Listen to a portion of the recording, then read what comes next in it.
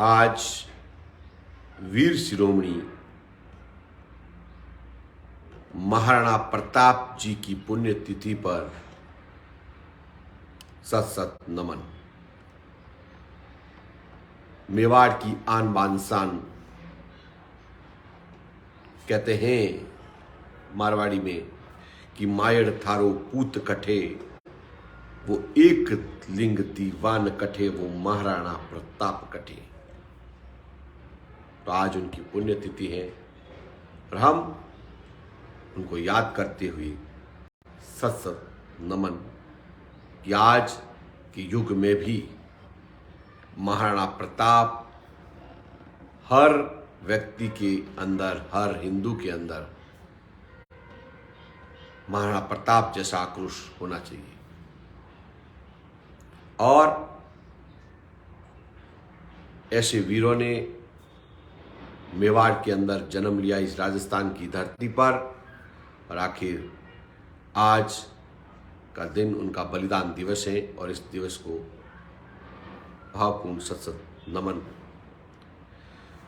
आगे से आगे इस लाइव को एक बार आप सभी शेयर कीजिएगा ताकि ज़्यादा से ज़्यादा लोग जुड़ सके। साथियों, आप सभी को मालूम होगा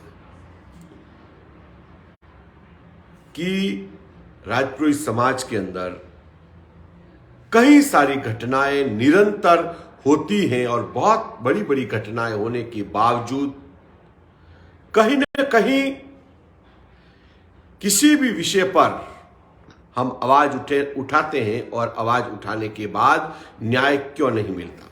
विशेष तौर से कुलदीप राजपुरोहित रूपावास के विषय को लेकर मैं अपनी बात रख रहा हूं और उसके बाद बहुत सारी घटनाओं को याद करेंगे। कौन वो लोग हैं,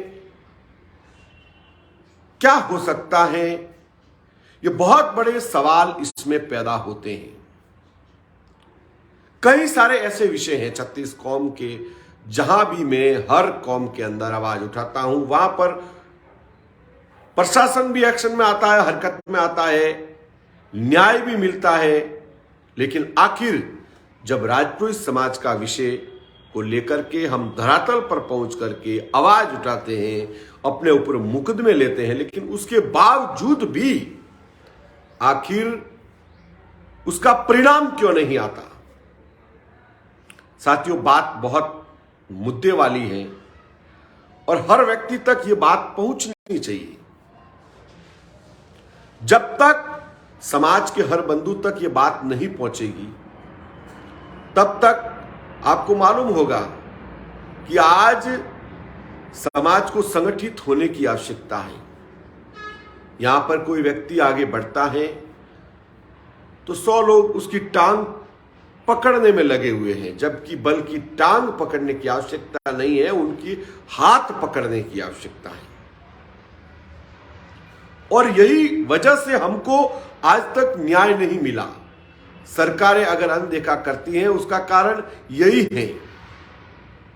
एक बार जुड़ जाइए, थोड़ा सा शेयर करने का, ताकि आगे से आगे ये वीडियो पहुंच सके। आपसे ये मेरा निवेदन है और अपील भी है, क्योंकि जब आगे बात नहीं पहुंचेगी तो मेरा बोलना भी सार्थक नहीं रहेगा।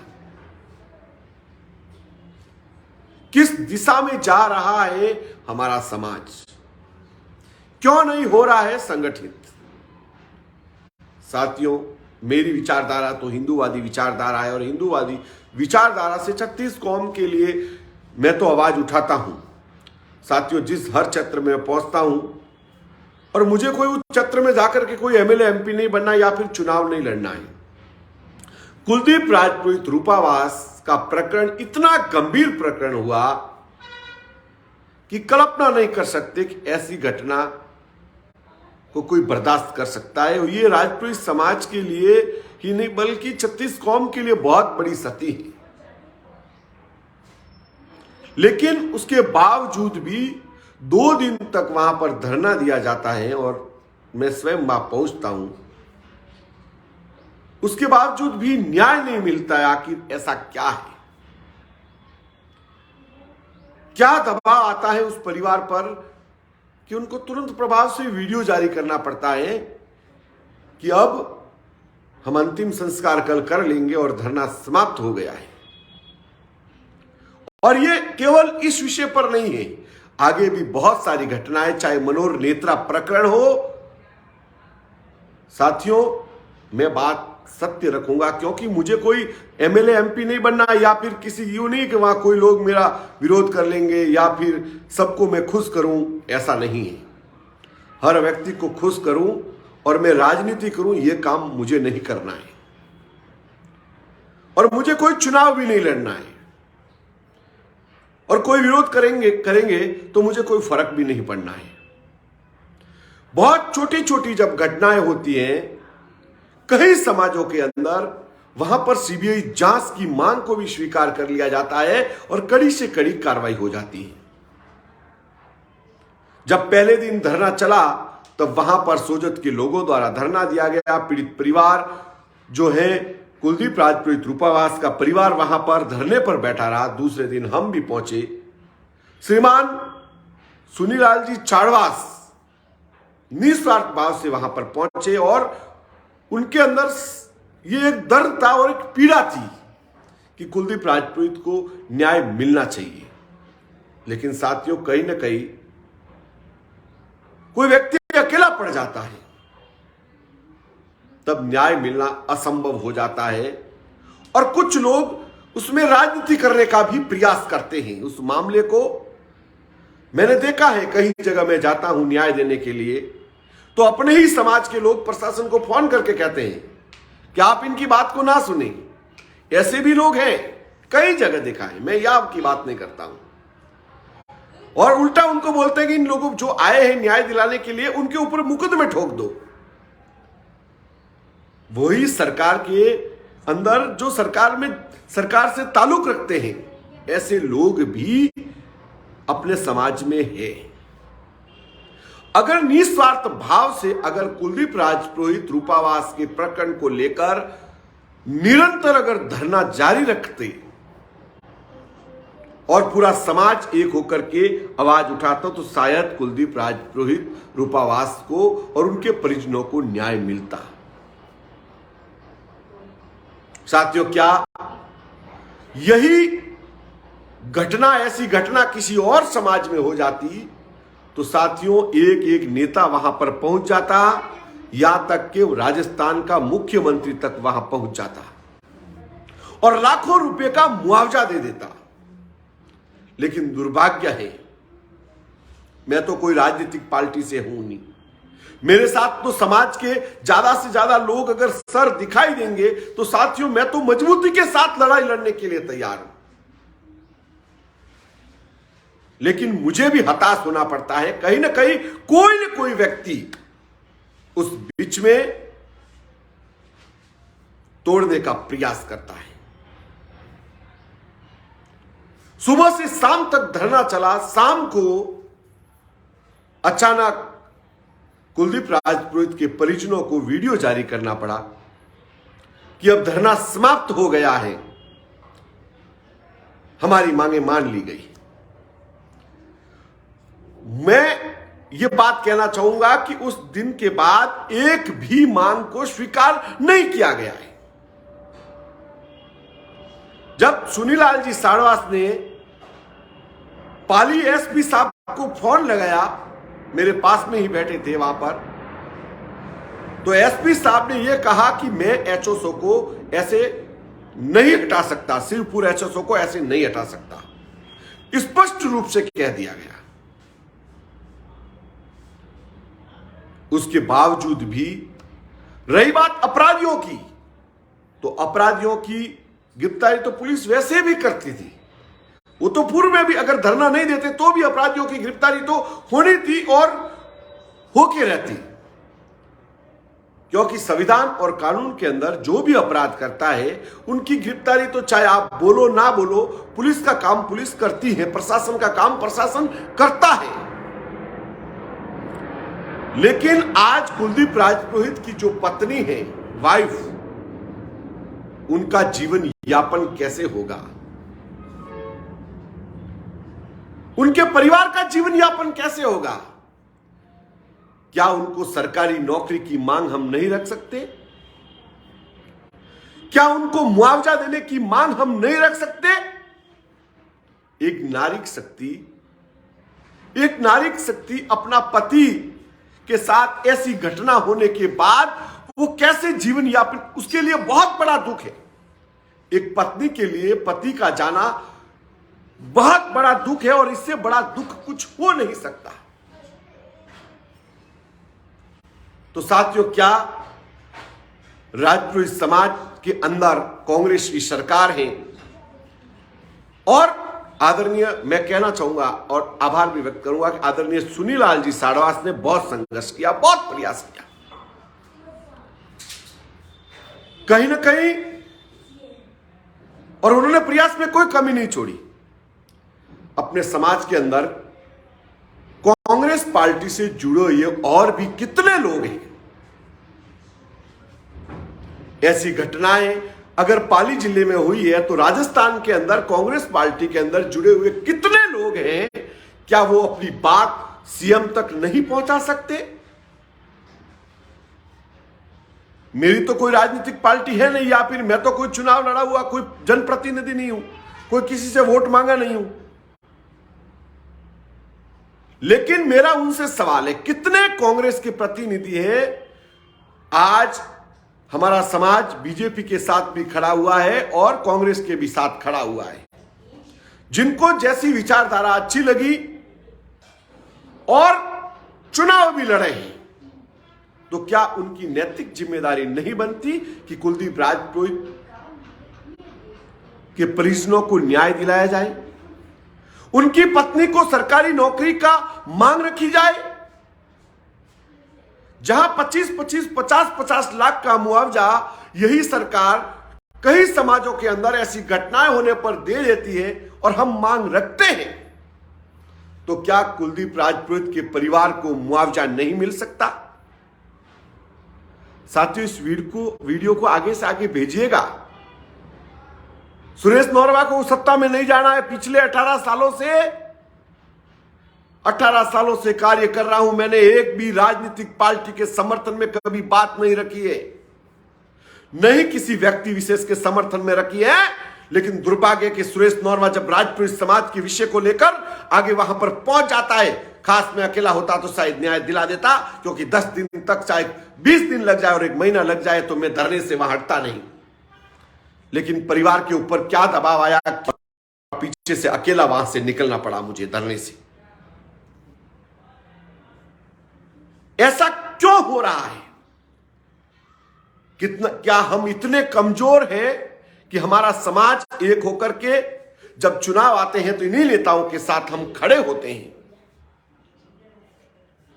फंड तक देते हैं, और उसके बाद जब हमारे समाज के साथ जब ऐसी घटनाएं होती है तो एक भी नेता खड़ा नहीं होता है? तो इससे बड़ा दुर्भाग्य और क्या हो सकता है? इससे बड़ा दुर्भाग्य और कुछ नहीं हो सकता। आपको मालूम होगा, इससे पूर्व मनोहर नेत्रा प्रकरण, पार्टियों से जुड़े हुए नेता केवल और केवल सुरेश नौरवा की बुराई करने के सिवा उनके पास कुछ भी नहीं है। उनको मालूम है कि ये व्यक्ति यहां गया तो हमारी राजनीति यहां से खत्म हो जाएगी। ये व्यक्ति ने अगर न्याय दिला दिया, आपको मालूम होगा कि मेरे घर का दर्द नहीं है, मेरे घर का काम नहीं है, या फिर मैं कोई वोट लेने नहीं गया, मैं हर जिले में जाता हूं। अगर कोई एमएलए एमपी भी बनना चाहता होगा तो वो एक जिले के अंदर काम करता होगा। मैं देश के कोने कोने में जाता हूं। आपको मालूम होगा, पिछले 5 साल पहले सिरोही के अंदर जावाल प्रकरण हुआ था और अपराधियों की गिरफ्तारी की मांग की थी, तो अपराधियों की गिरफ्तारी हुई थी, जेल पहुंचे थे। वो भी राजपुरोहित समाज का विषय था, मां और बेटी की हत्या कर दी गई थी। लेकिन वहां बीच में कोई नेता नहीं था। नेताओं ने तो केवल हमारे ऊपर मुकदमे ठुकवाने का काम किया। नेताओं ने केवल हमारे ऊपर मुकदमे ठुकवाने का काम किया। उसके बाद आप देख रहे होंगे मनोहर सिंह राजपुरोहित नेत्रा का प्रकरण हुआ, और सुरेश नौरवा न तो अखबारों में आना चाहता है, न मीडिया में आना चाहता है। मुझे मीडिया और अखबारों की आवश्यकता नहीं है। मुझे दर्द होता है, पीड़ा होती है जब ऐसी घटनाएं होने के बाद हमारा समाज इस विषय पर मंथन नहीं करता है, इस विषय पर संगठित नहीं होता है।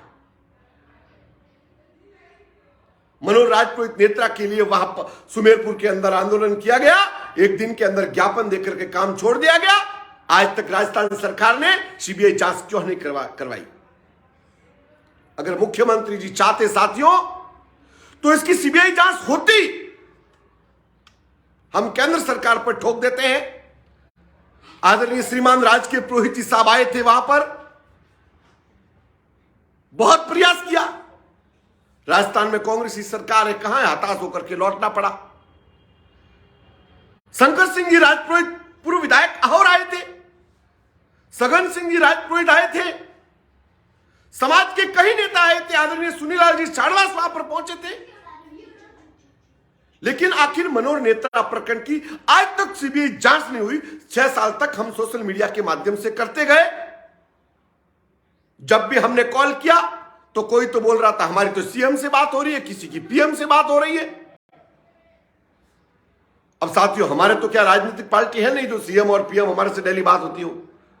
हम तो लोकतंत्र पर, जनता के बल पर और समाज के बल पर जहां लाखों सर दिखाई देते हैं वहां आवाज उठाते हैं, और यहां तक भी अपनी मौत को भी, भली मौत आ जाए तो भी पीछे नहीं हटते हैं। लेकिन जिनको चुनाव लड़ना होता है, जिनको राजनीति करनी होती है, वो वहां पर प्रशासन से गठबंधन, सरकार के नेताओं से गठबंधन, तब जाकर के हमारे समाज को न्याय नहीं मिलता और किसी विषय पर न्याय नहीं मिलता। मेरी बात कड़वी बहुत है, इस पर मंथन कीजिएगा। और मैं चाहता हूं कि कुलदीप राजपुरोहित रूपावास के परिजनों को न्याय मिले। समाज के अंदर ऐसे ऐसे लोग बैठे हैं जिनकी सीएम से डायरेक्ट बात होती है, सीएम साहब के संपर्क में है। फिर क्या कुलदीप राजपुरोहित के परिजनों को मुआवजा नहीं दिलाया जा सकता, जिससे उनका पत्नी और उनके परिवार का जीवन आसानी से चल सके? कहां जाएगी वो नारी शक्ति जिसका पति खोया हो? उनको सरकारी नौकरी की मांग रखी जाए और जो दोषी है उन पर कार्रवाई है, निर्दोष ना फंसे। लेकिन दुर्भाग्य है कि सुरेश नौरवा जिस क्षेत्र में जाता है और वह हताश इसीलिए होकर मुझे आना पड़ता है, और इस बात का मुझे दुख है और मैं इस बात के लिए शर्मिंदा भी हूं कि मेरा समाज संगठित नहीं है। अगर मैं बोल रहा हूं, मैं आगे पहुंच रहा हूं, मैं वहां कर रहा हूं, तो मेरी टांग को हजारों लोग पकड़ेंगे और हाथ को 2 लोग पकड़ेंगे। मेरी टांग को 1000 लोग पकड़ेंगे, जबकि निस्वार्थ भाव से अगर दिल के अंदर अब पीड़ा होती है समाज के लिए कुछ करने की, कुछ आगे आने की, तभी मैं वहां पर पहुंचता हूं। मुझे कोई शौक नहीं है। इस वीडियो को आगे से आगे एक बार भेजिएगा, शेयर कीजिएगा, ताकि ये बात आगे तक पहुंचे। टिकम सिंह राजपुरोहित हत्याकांड हुआ, उसमें हमको न्याय नहीं मिला, आज तक वही मामला, और समाज के पीड़ित परिवार भी नेताओं के भरोसे रहते हैं कि इस राजनीतिक पार्टी से हैं, शायद उनकी बात, और वो उनको कहते हैं कि हमारी सीएम तक पहुंचे। और जब आपकी सीएम और पीएम तक पहुंचे तो वो पीड़ित परिवार यही सोचते होंगे कि यार सुरेश नौरवा की थोड़ी ना सीएम पीएम तक पहुंचे, नेताओं की पहुंचे। ये बहुत बड़ा दुर्भाग्य है कि चाहे मनोज नेत्रा प्रकरण हो, उसमें सीबीआई जांच नहीं मिली है, तो इसका जिम्मेदार कौन है? ये बात आपको सोचने की आवश्यकता है। अन्यथा साथियों, राजनीतिक पार्टी के नेताओं को साइड में करके मैं बैठने के लिए तैयार हूं, चाहे 1 महीना ही क्यों ना लगे।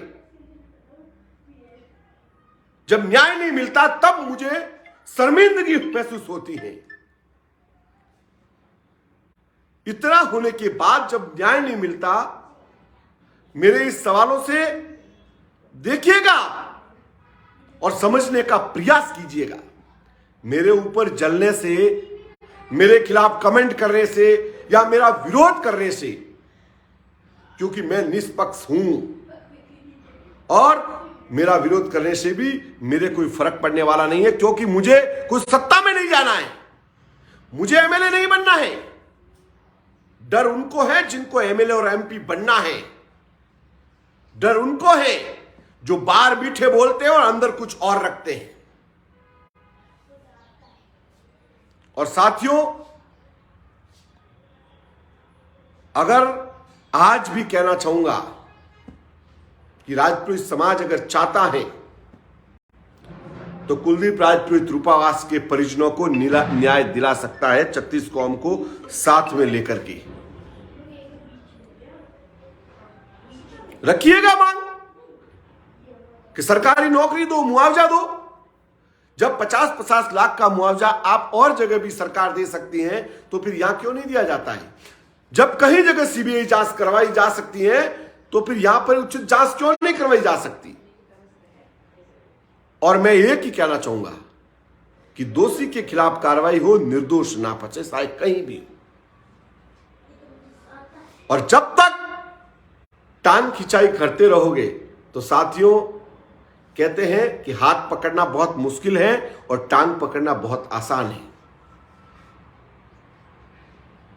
समाज के अंदर जो भी जनप्रतिनिधि है उनसे भी कहना चाहूंगा कि मिलकर के सबको साथ में लेकर के अगर आप आगे निस्वार्थ भाव से कोई कार्य करेंगे तो आपको सत्ता में भी जाने का अवसर प्राप्त होगा। अन्यथा आपको सत्ता में कोई नहीं, साथ भी एक व्यक्ति खड़ा नहीं होगा, क्योंकि लोग जानते हैं। इसीलिए मेरी इस बातों को स्वीकार कीजिए कि आखिर हमको न्याय क्यों नहीं मिला। केवल अखबारों में से आने से और मीडिया में आने से उससे कोई फायदा नहीं है। जमीन पर पहुंच करके संघर्ष करना पड़ता है, पसीना बहाना पड़ता है, तभी जाकर के, चाहे मनोहर नेत्रा प्रकरण हो, टिकम सिंह राजपुरोहित हत्याकांड हो या फिर बहुत सारे प्रकरण हुए इसमें, या कुलदीप राजपुरोहित रूपावास का प्रकरण हो, तभी जाके न्याय मिलेगा।